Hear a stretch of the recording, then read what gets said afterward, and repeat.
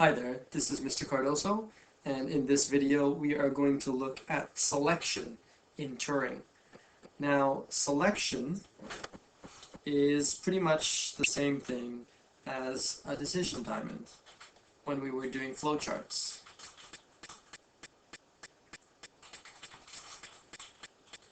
So selection is about making a decision. So we use decision diamonds in flowcharts to make a decision, and how we represent that in Turing, it's the same idea.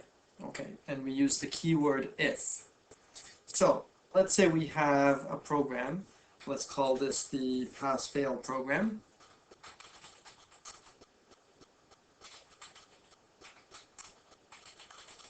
And in this program, we are going to ask the user for a mark. If the mark is greater than 50, then we will output you pass. If the mark is less than 50, then we will say you fail.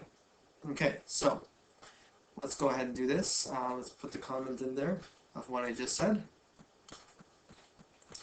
Read a mark and decide whether it is a pass or failure. Okay, so put,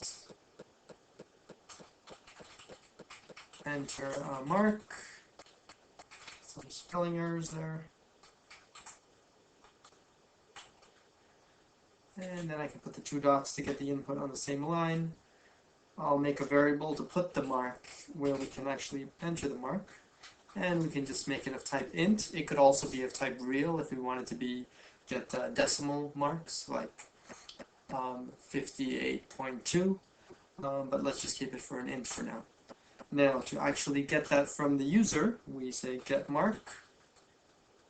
Okay, now here's where we have our selection, where we are going to figure out what to output based on this mark.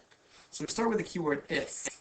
We say if mark is greater than or equal to 50, then.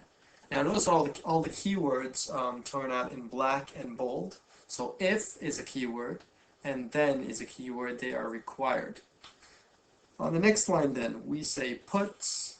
If that is true, if the mark is greater than or equal to 50, then we will put mark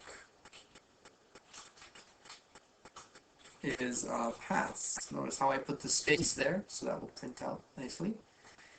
And then I can say else, which is otherwise, meaning if this condition is not true, if the mark is less than 50, that will come into this part. And we'll say put mark is a failure. And then we need to end if. Every time we have an if that is started, here you see we have an if that we started, we must end that if at some point. Okay, so this is an if-else structure. Okay, so what happens is if the mark is greater than 50, it will print this, otherwise it will print this. Let's run this and see how that works. Let's bring that into the screen here. So enter a mark, and I can put here, let's say 85. Should have left a space there, as you can see. It's going to put 85 is a pass. The reason why it's going to put 85 as a pass is because we put in 85 into this variable, mark, when we said get mark. 85 is greater than or equal to 50. That's true. So it comes in here, and it does this line. Because this one was true, it does not do this line. Okay.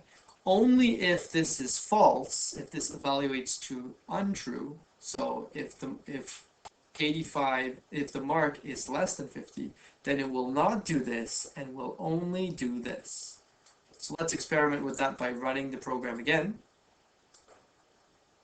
Drag that down into the screen. This time I'll enter a mark less than 50, let's say 45. And now you can see it says 45 is a failure. That's because 45 is not greater than 50, so it does not do this line, but instead does this line here. So that's the if or else. Kind of like, if it's true, do this. Otherwise, or else, if it's not true, then do this. So it gives you a little bit of control inside the program. So, a couple of things here. Let's add a space here, so that will show up nicer when we print it out. Now there's something called programming style. We talked about programming style before, as in, for example, putting your name and a description of the program at the start or at the top of your program, some of the things which I didn't do right now. But there are other things in programming style. We talked about good variable names and using the camelback format. And now with if statements, there's also something called indenting. Just like it's good style when you write an essay to indent the first line of your paragraph, in programming, it's a good style to indent the code that's inside a conditional. So basically what we do is we indent all of the body codes there, okay? And you can see now it's a little bit clearer. So we can see now, if this is true, we do this. If this is not true, we do this. And it helps a little bit when the lines are indented so that we can see what is actually happening there. Okay? So it still works if it's not indented, but it's clearer to somebody reading the code, and it's clearer to you yourself when that code is indented. We call this the body code. Okay? So this is the body of the if statement. If you can have multiple body lines, okay, and so in this case, if this is true, it will do both of these lines. So you can have as many lines as you want inside as the part of the body of the if.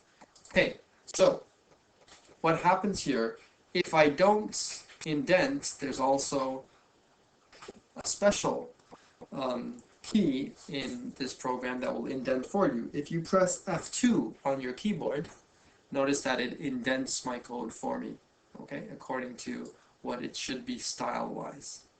Okay, so in the next video we will talk about what happens, some other types of if structures.